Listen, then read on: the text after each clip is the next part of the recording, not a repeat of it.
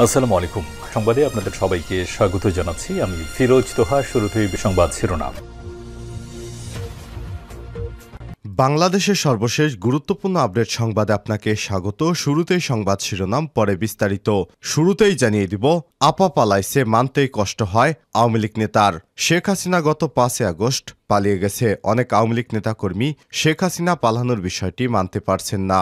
এ বিষয়ে বিবিসি বাংলার সাথে কথা বলেছেন বেশ কয়েকজন নেতা। তারা বলছেন, আপা পালাইছে, মানতেই কষ্ট হয়।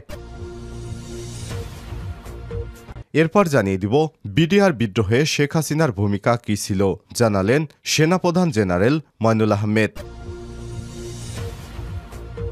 এদিকে জাতীয় সরকার গঠন করবে বিএনপি, বললেন বিএনপির জাতীয় স্থায়ী কমিটির সদস্য আমির খসরু মাহমুদ চৌধুরী। এবারে জানাবো, 60 লক্ষ নেতাকর্মীকে মামলা মুক্তের উদ্যোগ বিএনপির। বিগত সরকারে আমলে বিএনপির নেতাকর্মীদেরকে যেভাবে নামে বেনামে গায়েবী মামলা দেওয়া হয়েছিল, সেই মামলাগুলো প্রত্যাহারের উদ্যোগ নিয়েছে বিএনপি। জানাবো, অবৈধ অনুপ্রবেশ ঠেকাতে বিজিবিকে যা বলল ভারতের সীমান্তরক্ষী বাহিনী বিএসএফ। বাংলাদেশ থেকে অনেকেই ভারতে পালিয়ে যাচ্ছেন। এই অবৈধভাবে অভিবাসন ঠেকাতে ভারতের বিএসএফ বিজিবিকে বিভিন্ন পরামর্শ দিয়েছেন। এ বিষয়ে গুরুত্বপূর্ণ সংবাদ জানাবো বন্ধুরা। সম্পূর্ণ সংবাদটি জানতে ভিডিওটি না টেনে দেখতে থাকুন। এবং সর্বশেষ জানিয়ে দিব, শুল্ক কমানোর প্রভাব পড়েনি আলু পেঁয়াজের দামে। আগে 25% শুল্ক ছিল, সেটি কমে এখন 15% শুল্ক নির্ধারণ করা হয়েছে। এরপরও সিন্ডিকেটের প্রভাবে আলু এবং পেঁয়াজের দাম কমেনি। প্রিয় দর্শক, এতক্ষণ শুনছিলেন সংবাদ শিরোনাম, এবারে বিস্তারিত। তবে তার আগে বন্ধুরা, অনুরোধ থাকবে সংবাদটিতে একটি লাইক দিন। এই চ্যানেলে আপনি নতুন হয়ে থাকলে আমাদের সংবাদটি দেখতে দেখতে চ্যানেলটি সাবস্ক্রাইব করে রাখুন, যাতে করে বন্ধুরা আমাদের পরবর্তী লেটেস্ট আপডেট সংবাদগুলো সবার আগে আপনার কাছে পৌঁছে যায়। বেল বাটনে প্রেস করে দিন, কমেন্ট করে আপনার মূল্যবান জানিয়ে দিন। এবারে বিস্তারিত। আপা পালাইছে, মানতেই কষ্ট হয়, বললেন আওয়ামী লীগ নেতা। গত 5 আগস্ট গণ আন্দোলনের মুখে পদত্যাগ করে ভারতে পালিয়ে যান আওয়ামী লীগ সভাপতি শেখ হাসিনা। শীর্ষ নেতারাও অনেকে দেশ ছেড়েছেন বলে ধারণা করা হচ্ছে। কেউ কেউ দেশ ছাড়ার চেষ্টাকালে গ্রেপ্তার হয়েছেন। প্রতিকূল এই পরিস্থিতিতেও শেখ হাসিনা দেশ ছেড়ে পালানোর মেনে নিতে পারছে না দলের বহু নেতা। বিবিসি বাংলা, ক্ষমতাচ্যুত হওয়ার বেশ কয়েকদিন আগে সামাজিক যোগাযোগ মাধ্যম সহ বিভিন্ন মহলে একটি গুঞ্জন শোনা গিয়েছিল যে প্রধানমন্ত্রী মন্ত্রিত্ব ছেড়ে শেখ হাসিনা পলায়ন করেছেন। তখন এর প্রতিক্রিয়া আওয়ামী লীগ সভাপতি বলেছেন যে শেখ হাসিনা পালায় না, শেখ হাসিনা পালিয়ে গেছে, শেখ হাসিনা পালায় নাই, শেখ হাসিনা চলে গেছে, শেখ হাসিনা পালায় না। গত 24শে জুলাই সংবাদ সম্মেলনে বলেন সাবেক প্রধানমন্ত্রী। অথচ এ ঘটনার ঠিক 10 দিন পরে লাখ লাখ মানুষ রাজপথে নেমে আসার পর গত 5 আগস্ট দুপুরে আওয়ামী লীগ সভাপতি হেলিকপ্টারে করে ভারতে পালিয়ে যান, যা এখনো মানতে পারছেন না দলটির নেতাকর্মীরা। বিবিসি বাংলার এক প্রতিবেদনে বিষয়টি তুলে ধরা হয়েছে। সংবাদ মাধ্যমটিকে আওয়ামী লীগের ঢাকা জেলার এক নেতা বলেন, আমি এখনো বিশ্বাস করতে পারছি না, আপা পালাইছে, মানতেই কষ্ট হয়। তিনি আরো বলেন, শেখ হাসিনাকে যারা চেনেন জানেন, যারা কাছ থেকে তাকে দেখেছেন তারা কেউই এটা মানতে পারবে না, কারণ উনি মোটেও পালিয়ে যাওয়ার মানুষ না। আওয়ামী লীগ সভাপতি দেশ ছেড়ে না গেলে পরিস্থিতি অন্যরকম হতে পারত বলেও মনে করেন তিনি। ওই নেতা বলেন, আপা দেশে থাকলে নেতাকর্মীরা মনে বল পেতেন, ফলে দলে অন্তত এখনকার মতো বিপর্যয় দেখতে হতো না। বিচারের মুখোমুখি হতে হলেও এখন শেখ হাসিনা দেশে ফেরার উচিত বলে মনে করেন তিনি। আওয়ামী লীগের এই নেতা বলেন, আমি মনে করি আপার দ্রুত দেশে ফিরে আসা উচিত। উনি দেশের মাটিতে পা রাখলেই দেখবেন নেতাকর্মীরা আবার সব জেগে উঠেছে।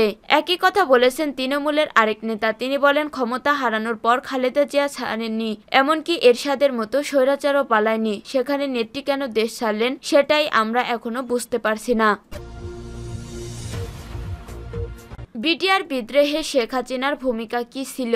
পিলখানা বিডিআর হত্যার বিষয়টি নতুন করে আলোচনায় নিয়ে এসেছেন সাবেক সেনাপ্রধান জেনারেল মঈনুল আহমেদ। তিনি ওই সময় সেনাপ্রধান ছিলেন। বিষয়টি নিয়ে নিজ ইউটিউব চ্যানেলে প্রায় আধা ঘন্টার ভিডিও পোস্ট করেন তিনি। শুরুতেই তিনি উল্লেখ করেছেন, বিদ্রোহের 15 বছর ধরে আমরা শুধু সরকারের কথাই শুনে গেছি, প্রকৃত ঘটনা অনেক কিছু আমাদের জানা নেই এবং জনগণকেও জানাতে পারিনি। সরকার থেকে তদন্ত আদালত করতে পারায় এবং সে সংক্রান্ত সাহায্য সহযোগিতা না পারার অভিযোগ করেছেন তিনি। যখন আমি সেনাবাহিনীর পক্ষ থেকে তদন্তের আদেশ দিয়েছি তখন আমাকে বলা হলো যে সরকার যখন তদন্ত আদালত করছে তখন সেনাবাহিনীর পক্ষ থেকে ওই আদালতের প্রয়োজনটা কি উল্লেখ করে তিনি বলেন 57 জন সেনা অফিসারের প্রেক্ষাপটে ভিন্ন ভিন্ন পর্যায়ে তদন্তের প্রয়োজনীয়তার কথা উল্লেখ করে তিনি জানান অতঃপর তেমন কিছু সরকার থেকে উচ্চ বাস্তু আসেননি, তবে এ তদন্ত আদালত করতে যেসব জিনিস প্রয়োজন তা সেভাবে সরকার থেকে আমরা সাহায্য পাইনি। বর্তমান স্বরাষ্ট্র উপদেষ্টা জাহাঙ্গীর আলম চৌধুরী সেনাবাহিনী সে সময় তদন্ত কমিটির নেতৃত্ব দিয়েছিলেন। তিনি ওই সময় লেফটেন্যান্ট জেনারেল ছিলেন। জড়িতরা জেলে ছিলেন এবং তাদের সামনে আনা বা প্রশ্ন করা সম্ভব হয়নি বলে তদন্ত সঠিকভাবে সম্পন্ন করা যায়নি বলে উল্লেখ করেন মঈন আহমেদ। সেনাবাহিনীর তদন্ত চলাকালে জেনারেল জাহাঙ্গীর কয়েকবার আমার কাছে এসে বেশ কয়েকবার তার সমস্যার কথা তুলে ধরেন। এখন স্বরাষ্ট্র উপদেষ্টা হওয়া পুনরায় তদন্ত করে জড়িতদের বিষয়ে জাহাঙ্গীর আলম চৌধুরীকে তিনি অনুরোধ জানিয়েছেন। কি ঘটেছিল সেদিন আর কার কেমন ভূমিকা সেগুলো তুলে ধরেছেন তিনি। 25শে ফেব্রুয়ারি সকালে একটি গুরুত্বপূর্ণ মিটিংয়ে যাওয়ার প্রস্তুতি নিয়েছিলেন তিনি। সে সময় সিজিএস লেফটেন্যান্ট জেনারেল সিনহা তাকে এসে জানান কিছু 81 মিলিটারি মোটর আছে যা সেনাবাহিনী ব্যবহার করে না, যেগুলো গুদামজাত ও রক্ষণাবেক্ষণ কঠিন, তবে বিডিআর এগুলো ব্যবহার করে এবং সেগুলো তারা নিয়ে গেলে সুবিধা হবে। জাতীয় সরকার গঠন করবে বিএনপি বলেন আমির খসরু। বিএনপির স্থায়ী কমিটির সদস্য আমির খসরু মাহমুদ চৌধুরী বলেছেন শেখ হাসিনা পতনে যারাই ভূমিকা রেখেছেন তাদের সবাইকে সঙ্গে নিয়ে জাতীয় সরকার গঠন করবে বিএনপি। শুক্রবার গুলশানে বিএনপি চেয়ারপারসনের কার্যালয়ে গণফোরাম সহ 3টি রাজনৈতিক দলের নেতাদের সঙ্গে বৈঠক শেষে তিনি একথা বলেন। আমির খসরু বলেন একটি মহল জনতার আন্দোলনের ফসলকে বিনষ্ট করার ষড়যন্ত্র করেছে, তাই এসব ষড়যন্ত্র মোকাবেলায় সবাইকে ঐক্যবদ্ধ হতে হবে। দেশ রক্ষায় জাতীয় ঐক্যের কোনো বিকল্প নাই। রাষ্ট্র মেরামতের বিষয়গুলো জাতির সামনে আবারও তুলে ধরা হবে জানিয়ে তিনি বলেন তরুণদের স্বপ্ন বাস্তবায়নে কি কি করা হবে এসবের ধারণা নিয়ে জনগণের কাছে যাবে বিএনপি। 60 লাখ নেতাকর্মীকে মামলা মুক্তের উদ্যোগ বিএনপির। আওয়ামী শাসনামলে গত 16 বছরে 1.5 লাখের বেশি মামলায় 60 লাখের বেশি বিএনপির নেতাকর্মীকে আসামি করে মামলা করা ও জেলে ঢোকানো হয়েছে। এর মধ্যে বিএনপি চেয়ারপারসন খালেদা জিয়া, ভারপ্রাপ্ত চেয়ারম্যান তারেক রহমান সহ দলের কেন্দ্রীয় থেকে তৃণমূলের নেতাকর্মীরা রয়েছেন। এসব মামলা মিথ্যা, গায়েবী ও রাজনৈতিক উদ্দেশ্য প্রণোদিত।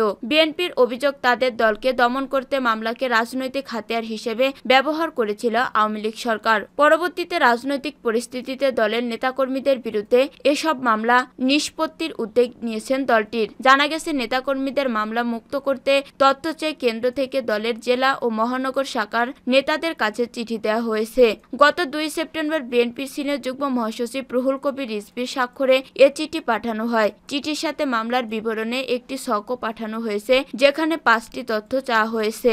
নেতাকর্মীদের নিজ নিজ জেলা আইনজীবী ফোরামের সদস্যদের সাথে যোগাযোগ করে আগামীকাল রোববারের মধ্যে নির্দিষ্ট ছকে মামলার সংগৃহীত দলের কেন্দ্রীয় দফতরে পাঠাতে বলা হয়েছে। কেন্দ্রীয় সূত্র বলেছে সারা দেশের নেতাকর্মীদের মামলার তথ্য বিবরণ নিয়ে পাওয়ার পর প্রয়োজনীয় পদক্ষেপ গ্রহণ করবে বিএনপি।